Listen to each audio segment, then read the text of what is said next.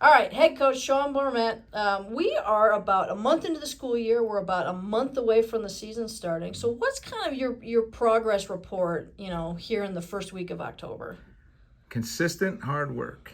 That's pretty much been, I'd say, the standard this first month. Guys been doing a tremendous job, including our freshman class, which continues to impress me with just their overall maturity, consistency, and hard work, which has been great to see. Conditioning levels, fitness levels, have been a primary focus. Guys have been doing a good job pushing. I've had some skill work each week. We've pretty much gotten through the majority of just our baseline skills as a team. Building that foundation for our season. And the guys have been working hard, consistency, maximum effort, and you can start to see the competition level increasing between the guys from some of the things we're doing. But they're off to a great start. All right, you had weight certification yesterday. Next week you transition into 20 hours. What does that look like? And how does your training kind of change as you ramp up your hours on the mat? Yeah, so the one thing, obviously, with weight certification going on right now, that first phase we've kind of gone through has also really leaned up their bodies. I mean, these guys look really fit. They look great. We're in the certification process now. Once we get through that, we'll start our 20-hour week next week, kind of official season start. And we'll start to really increase with more consistency our mat workouts, really increase our minutes on the mat in terms of technical development, hard drilling, live wrestling minutes. Those will all start to, increase from week to week.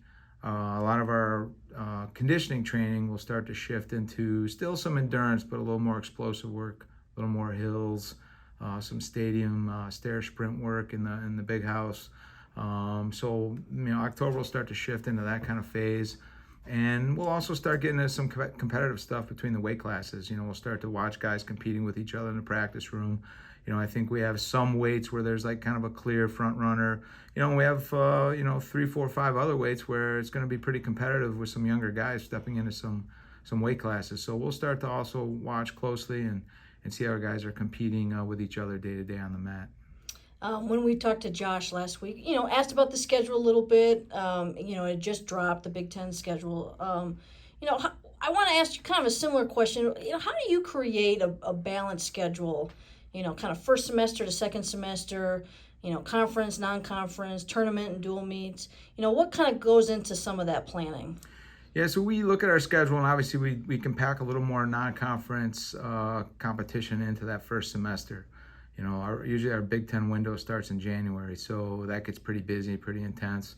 So we try to implement more non-conference scheduling in that month of November, and then we also have the Michigan State Open, which is the first weekend, and it's been kind of an interesting, and it's going to be a fun season because we have the new rule where we can actually wrestle the freshmen up to 5 competition dates, and they can still preserve their redshirt status. So seeing how, we've been talking a lot about how we might implement some things with that new rule and, how other teams might implement it. But I think that will create a little excitement and give us some new opportunities that we haven't had in the past for competition, especially this first semester.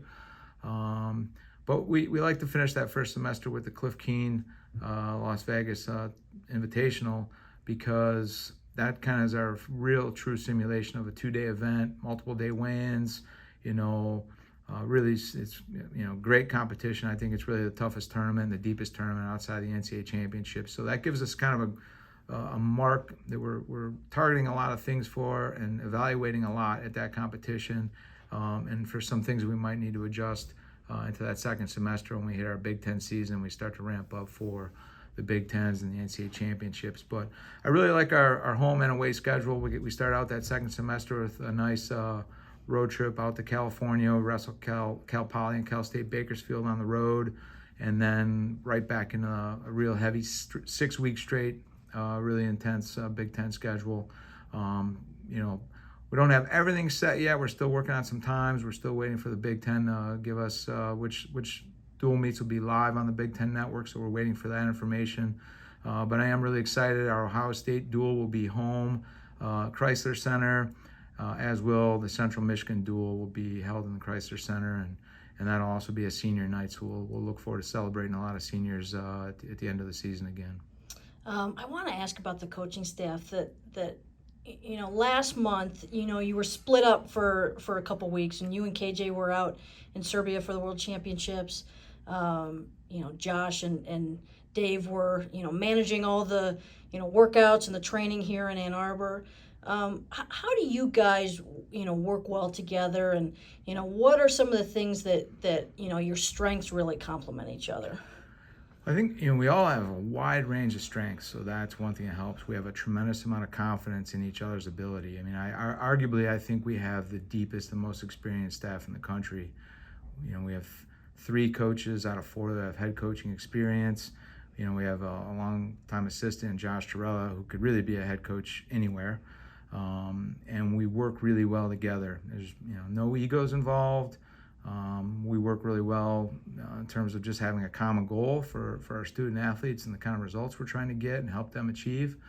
But we all have coached at the highest levels in collegiate wrestling, freestyle wrestling, and we understand technique, at a world-class level, and we also understand periodization, So, I think there's just a lot of confidence within our staff together. And I think the ability also to relate to our student athletes, build the relationships you need to build, and then also to be able to read the room, because as you're going through a whole season and the ups and downs with travel and training and also focusing on recovery, because I think a lot of times there's a lot of thought and a lot of focus goes into planning all your training, but you also have to focus and plan recovery to a certain degree. And I think our whole staff has a real good ability to just kind of spot all those different things, and all of us work real well together in terms of communication, and nobody's afraid to take the lead on something at any given time.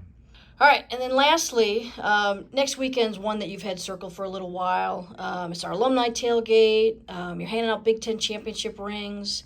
The team's going to be honored on the football field for the Penn State football game. I know you've been focused on, Team 101, but, how excited are you to kind of publicly celebrate Team 100 one last time? Yeah, I mean, obviously, super excited for that weekend. Been looking forward to it all fall, because, really the last, 5-6 months we've been consumed with, Team 101 and the mission around with that group. So to be able to celebrate Team 100 with just all the families at our tailgate, and our donors and our fans, and then for that team to be recognized for everything that they accomplished, Big Ten champions, NCAA runner-ups, and the whole student body at the game, 115,000 Michigan fans. It's a special moment, and something I think all the guys are looking forward to, and just bringing that group back together one more time so they can actually get their rings and do a ring ceremony. It'll be a super fun, and I know it's going to be well attended. I know we have a couple hundred people coming to our alumni tailgate, and a lot of people excited, and see these guys together for one final recognition. All right, Sean, thank you. Go Blue. Go Blue.